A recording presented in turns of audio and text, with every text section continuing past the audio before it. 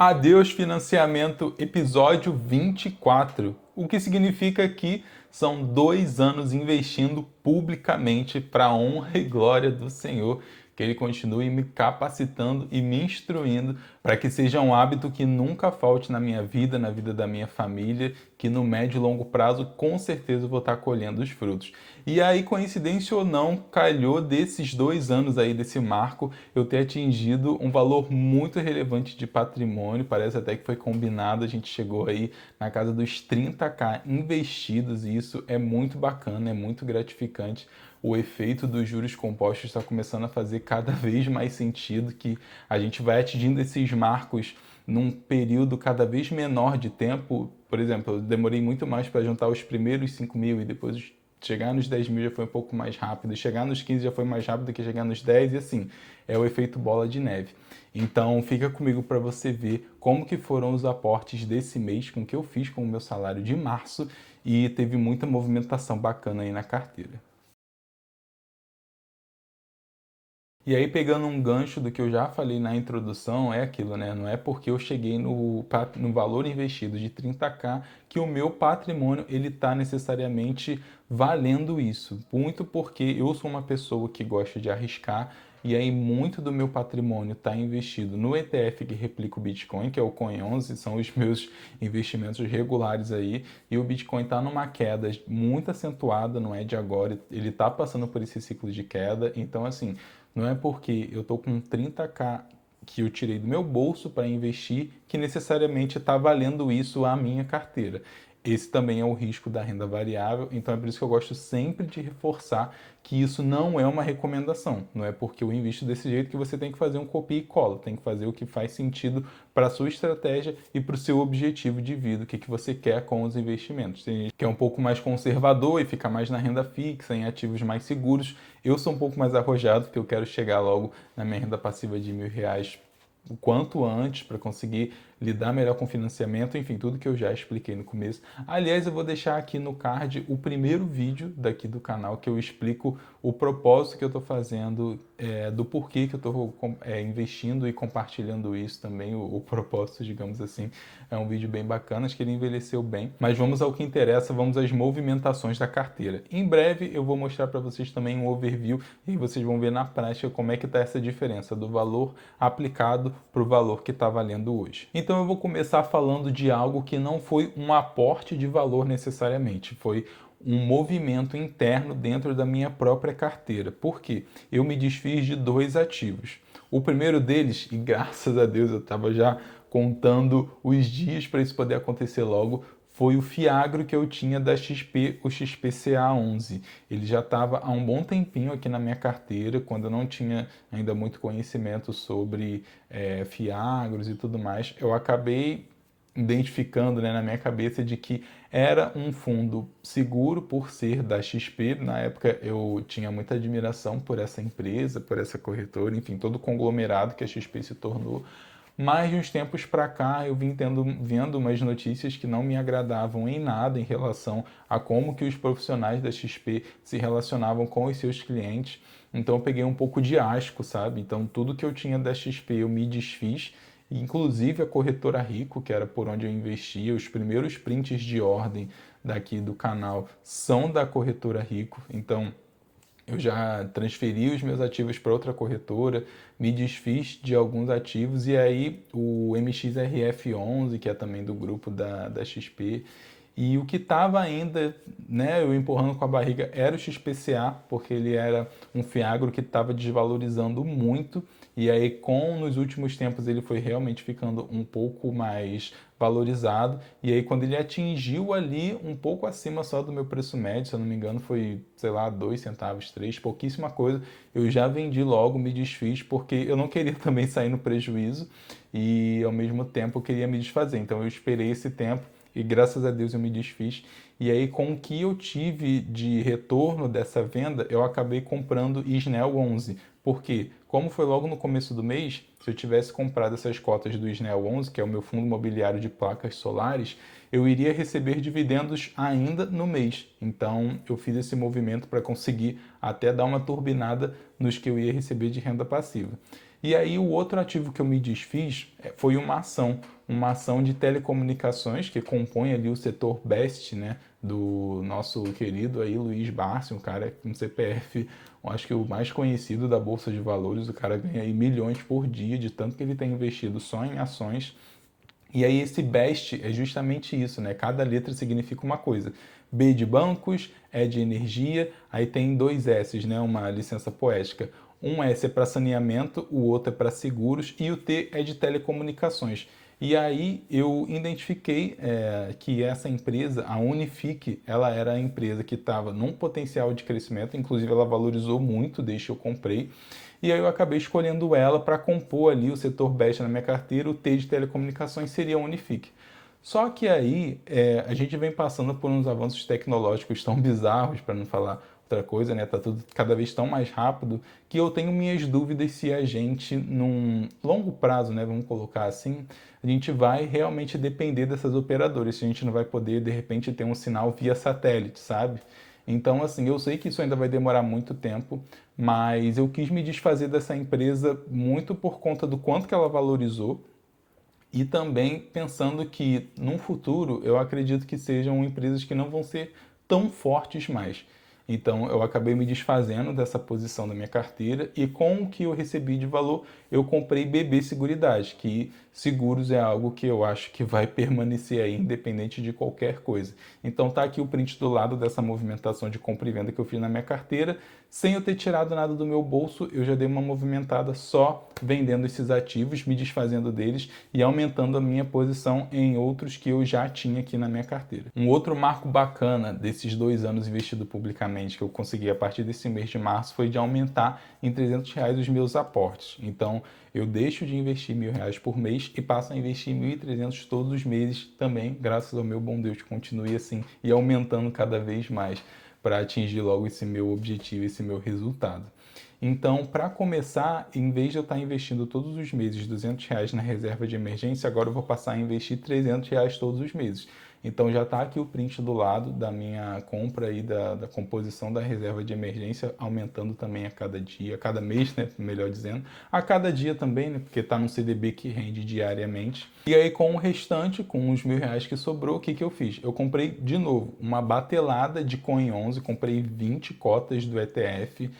Tô acreditando aí que o Bitcoin vai valorizar, daqui a pouco ele vai passar dos US$ 100 aí no rompante. Ele ainda está andando muito de lado, outros dias sobe, outros dias cai, está ali na faixa dos US$ 70.000. E aí o Coin 11 é basicamente o espelho disso, né? Muito dele, a grande maioria. Então continuei apostando firme no Coin 11 e aí o que sobrou eu comprei do Gary 11, que com esse escândalo aí do Pão de Açúcar pedindo recuperação judicial e tudo mais, o Gary 11 ele é dono de algumas das unidades do grupo Pão de Açúcar, então isso está deixando o mercado meio com medo, mas não é porque uma empresa entrou em recuperação judicial que ela vai deixar de pagar os seus aluguéis. Aliás, os aluguéis são uma das últimas coisas que a empresa deixa de pagar ali como obrigação quando ela entra em recuperação judicial. Então não é algo que me preocupa. O Gary segue em oportunidade, mas claro, reforço, isso não é uma recomendação. E aí, beleza, isso é como se fossem os investimentos do mês, certo? Que eu fiz assim da maior massa do dinheiro. Só que o que eu pensei? Cara, se eu aumentei a partir de março a minha quantia de valor investido, eu quero que isso reflita para todo ano, que não seja só a partir de março, mas que como se eu tivesse começado a investir esse valor maior desde janeiro. Então o que eu fiz? Eu peguei R$ 600, que foi o que eu não investi em janeiro e fevereiro, caso eu tivesse começado já com os 1.300, e aí eu fiz meio que um retroativo, digamos assim, né? Eu peguei esse valor e também apliquei em março, então acabou que em março eu investi até além desses 1.300, que é a quantia nova, justamente para eu ficar em dia, digamos assim, como se eu tivesse desde o começo do ano investindo R$ 1.300. E aí a minha expectativa agora é que para 2027 eu também já comece o ano com um valor maior. Assim, quem sabe até dentro de 2026 ainda eu consiga aumentar ainda mais os aportes de forma regulares, mas aí eu já não sei se eu vou fazer isso retroativo. Enfim, eu vou pensar. Mas aí o que eu fiz com esses 600, né? Como agora eu estou colocando 300 na reserva de emergência, eu peguei os R$ 100 de cada mês que faltou, já que antes era sempre 200, então eu investi mais 200 na reserva de emergência. Tá aqui também do lado o print dessa compra. E aí o restante que eu fiz, tudo de Gary 11, porque é o meu fundo imobiliário com mais oportunidade. Eu até tinha outro que é o REC-R11, mas ele é um fundo de papel que investe em dívidas, né, imobiliárias. Ele faz empréstimos para pessoas comprarem coisas atreladas, coisas, né, atreladas a imóveis, ao ramo imobiliário. Mas eu estou querendo aumentar o meu portfólio dentro dos fundos imobiliários de tijolo, de coisas reais, digamos assim. Porque eu estou investindo muito pesado no Coin 11, que é muito arriscado. Então, em paralelo, eu preciso colocar um pouco mais de dinheiro em ativos que sejam mais seguros. Então, por mais que o REC-R ainda não tenha tido nenhuma crise ou algo do tipo, são dívidas, é dinheiro, é crédito. E um imóvel é muito mais seguro do que um crédito, do que um dinheiro emprestado, digamos assim. Então, por mais que o rendimento do Gary 11 seja um pouco menor do que o REC-R, que são dois ativos muito bons e que estão na minha carteira, estou optando, né, nesse cenário para investir mais pesado no Gary, porque ele está em oportunidade e porque são ativos excelentes que ele tem na sua composição e eu gosto muito da gestão do Gary 11. Bem, passada todas as explicações de como que eu fiz os aportes aqui na minha carteira, eu vou colocar aqui do lado a tela do tablet para você ver um overview de como que está a minha carteira nesses 2 anos aí investindo publicamente. Então aqui a gente tem já aquela primeira percepção que eu comentei, que é o meu valor investido, tá vendo? 30.600 e o meu valor hoje ele está cotado em 27.200. Porque muito pesado das criptomoedas está nesse momento de crise e no meu ETF, no Coin 11, que eu estou investindo pesado um valor nele e ele está desvalorizando bastante. Coisa que eu já mostrei no vídeo anterior, mas enfim, é sobre isso no final das contas, né? Então você vê aqui a evolução do meu patrimônio, como que a gente está. Aqui eu já mostro até um pouquinho de abril, já que eu estou gravando esse vídeo em abril. Como está a distribuição na minha carteira? Então hoje eu tenho quase 40% nos fundos imobiliários, 25% no ETF, que é basicamente o Coin 11, 16,88% na renda fixa, que é a minha reserva de emergência. Tenho 15% em ações, que eu parei de investir em ações por conta dessa minha corrida atrás da renda passiva, que cheguei em R$ 1.000 logo. Criptos 3%, que eu também parei de investir por conta disso, mas indiretamente também estou investindo em cripto através do ETF do Coin 11. E o BDR foi que eu ganhei do Nubank, que é umazinha só, enfim. Aqui nas ações a gente está num momento muito bom do Ibovespa, está batendo recorde após recorde, então eu estou com uma variação de 10% acima. Vocês veem aqui que todas as minhas ações estão valorizadas, essa da Taesa, por exemplo, está quase 30% valorizada, isso é muito bacana. Só esse patinho feio aqui da Americanas, que eu já expliquei, caso você não tenha visto, também vou deixar aqui o card do porquê que eu comprei Americanas.